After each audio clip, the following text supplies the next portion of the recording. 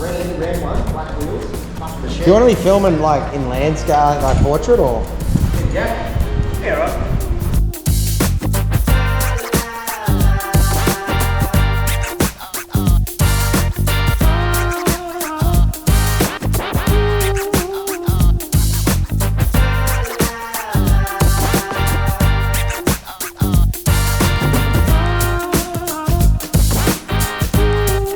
That stinks. It does, eh? Ew. Yuck. Get another one. No, I didn't. It's a time lapse. Don't time lapse me.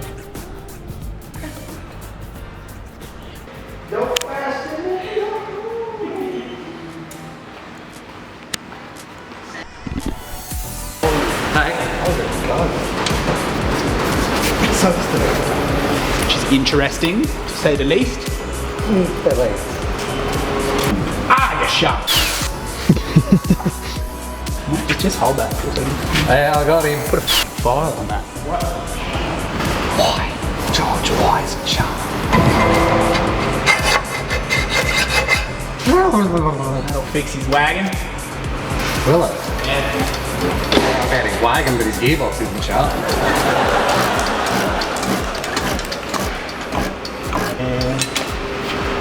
I think we're going to have to go for the roll and lift in. There we go. It's close. Yep. Come up it.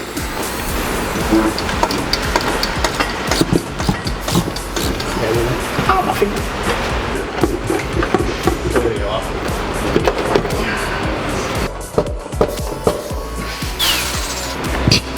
Jesus!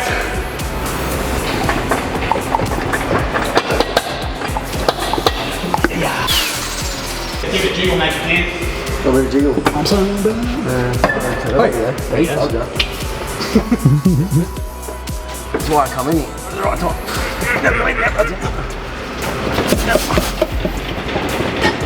Just a little bit.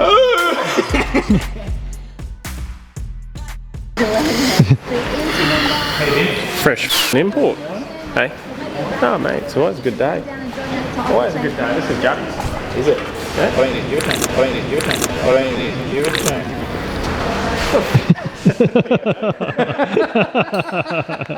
Don't say I never do anything for you. Dave's tech tip. Tech tips. Stainless steel belly pans for your gearbox. Don't do it. Cast. It's the only reason you should have cast.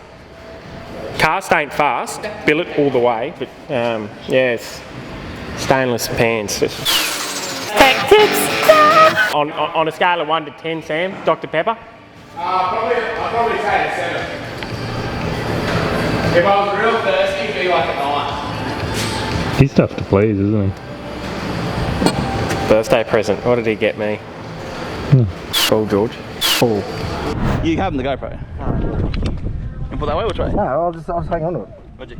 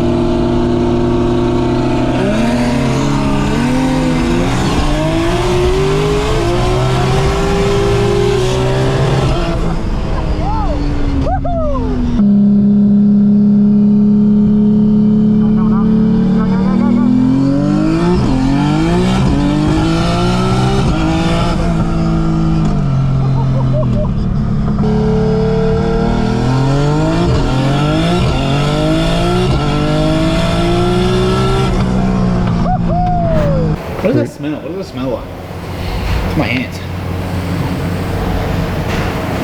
It's on this rag.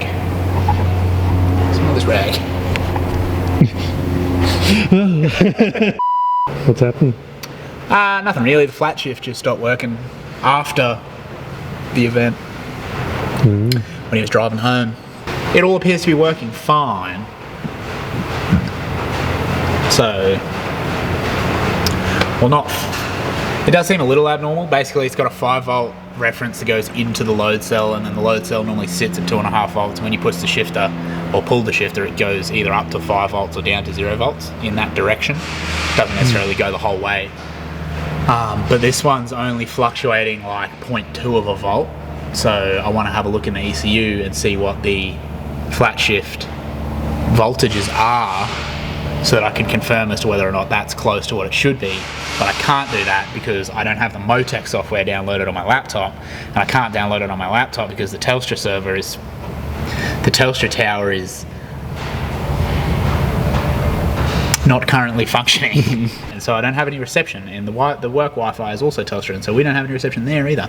Basically, I'm just going to wait for Stuart with his laptop, and then he can plug into it, and then he can look at the voltages, and then I can say, yep, that's close, or nah, that's not close. We need to pull the load cell out. Let's go.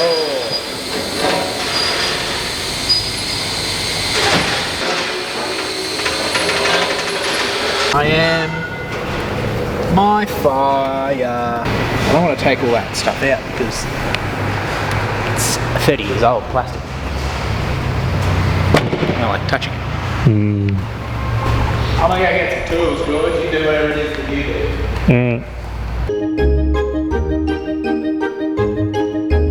How many wheat bix did you do? It's like 5 for a while. Then I used to go. 5 was all I could really do because of the bowls that we had. Oh, so I could that was the limiting factor. Yeah, I could go.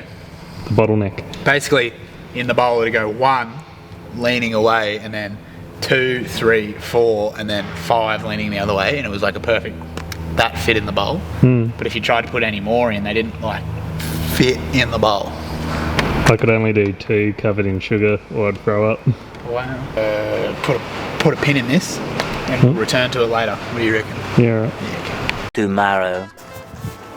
Alright, Goku. So we got the billet, dry sump, all installed, all finalised, started up. That was it. Got the diff, JD got the diff, built the diff, put the diff in the diff housing, put the diff housing on the sump, put the engine in the car, got it all done. All the lines were already done from the previous episode where we did it with the dummy engine, so that was sweet. All we had to do was put them on, tighten them up, and that was all good. Chuck some oil in it, started her up, everything was sweet.